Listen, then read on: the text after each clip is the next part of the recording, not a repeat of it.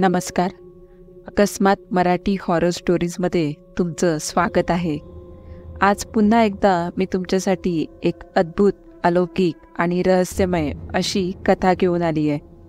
ही कथा आपल्यासोबत अमोल राऊत यांनी शेअर केलेली आहे. कथेला सुरुवात करण्याआधी जर तुम्ही चॅनलवर नवीन असाल तर चॅनलला सबस्क्राईब नक्की करा. सोबतच बेल आयकॉनवर देखील क्लिक करा, जेणेकरून तुम्हाला अशाच नवनवीन आणि थरारक कथांचे नोटिफिकेशन्स मिळत राहतील.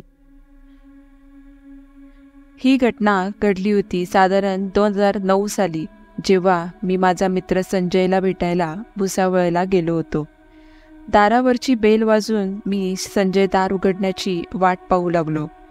आज रविवार होता आणि माझ्या मते तरी संजय घरी होता.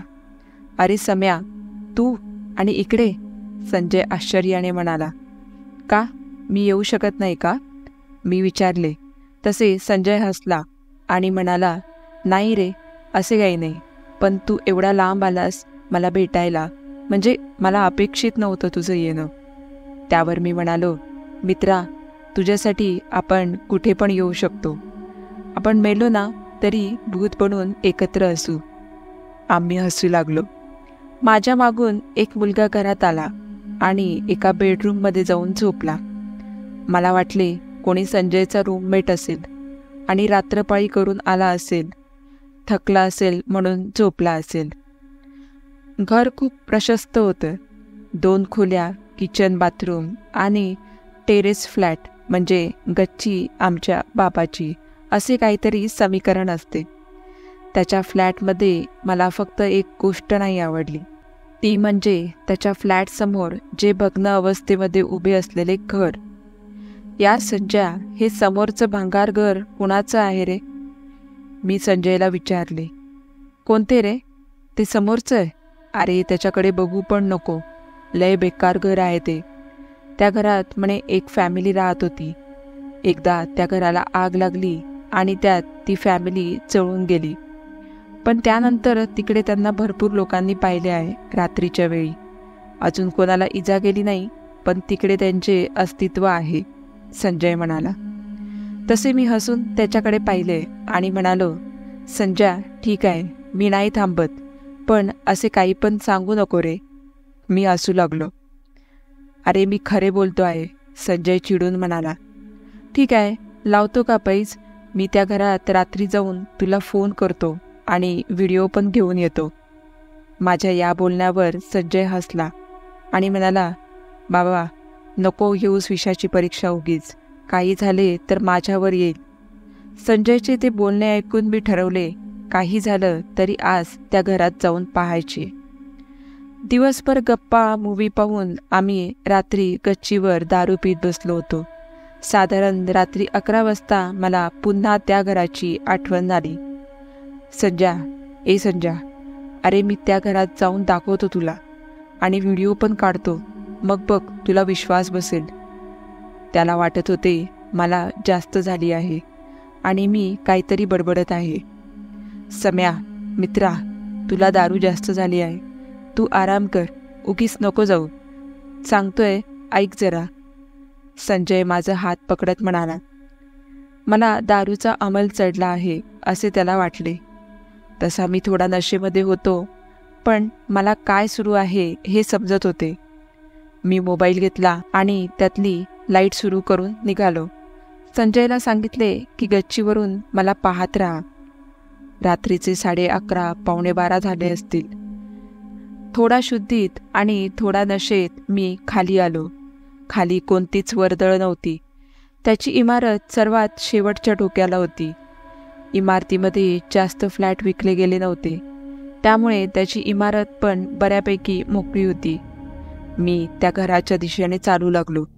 सर्वत्र अंधार पसरला होता. डोळ्यासमोर काहीच दिसत नव्हते. मी चालण्यास सुरुवात केली. दरवाजा ढकलून मी आत आलो तसे कबुतरांचा आवाज माझ्या कानावर पडला. मी आत शिरलो आणि माझे रेकॉर्डिंगचे बटन सुरू केले. आतमध्ये सडका आणि कुचका वास येत होता. ते घर जास्त मोठे नव्हते. एक हॉल, बेडरूम आणि किचन. मी हॉलमधून बेडरूमकडे वळलो. तसे मला माझ्या मागून काहीतरी सरकले असे जाणवले. मी मागे पाहिले तर मागे काही नव्हते. मी हळूहळू पुढे सरकू लागलो. मोबाईल लाईटमध्ये मला काळोखात स्पष्ट दिसत होते. तसे किचनमध्ये काहीतरी पडल्याचा आवाज आला आणि मी त्या दिशेला वळालो. पण तिकडे काहीच नव्हते, ना भांडी ना अजून काही. मग पडले काय आणि हा आवाज झाला कसला? मागून कोणीतरी लहान मूल हसत आहे असे मला वाटले. मी मागे वळलो तर एक खेळणे ते टाळी वाजवणारे माकड टाळ्या वाजवत उभे होते. मी घाबरलो कारण तिकडे कोणी नव्हते. कदाचित या घरात संजय म्हणत असेल तसे खरंच असेल. मी बाहेर जाण्याचा रस्ता शोधू लागलो. भिंतींवर वर पाहिले तर अनेक लोकांचे लहान मोठे असे पंजे छापले होते.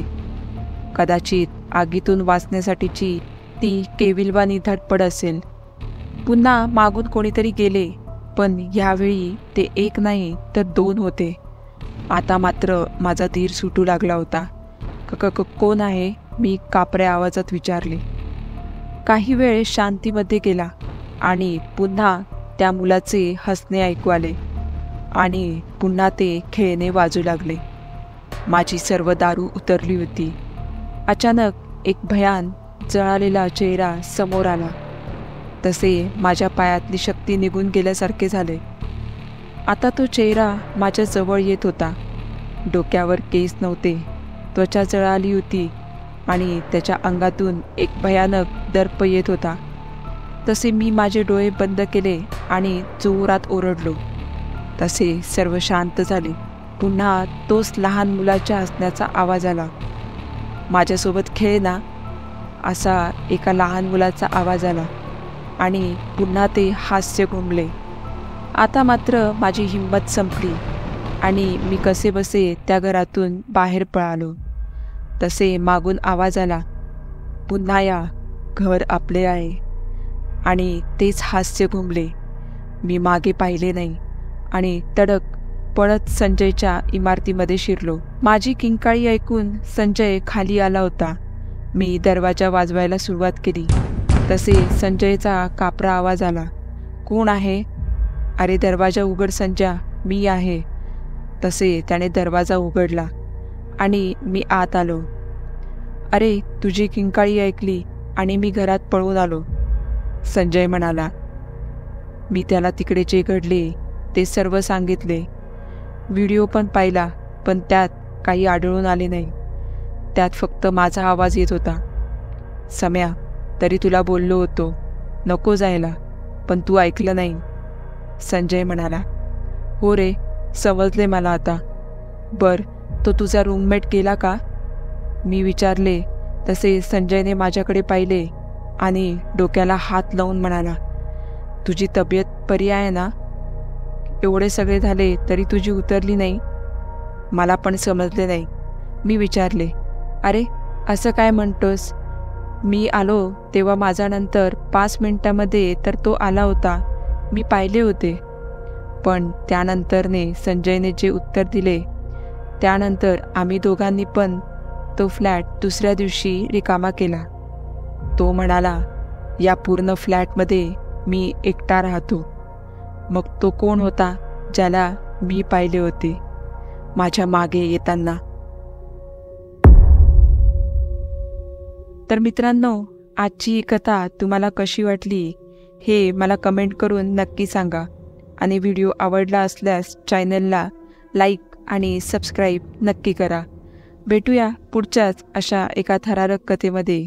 तोपर्यंत धन्यवाद.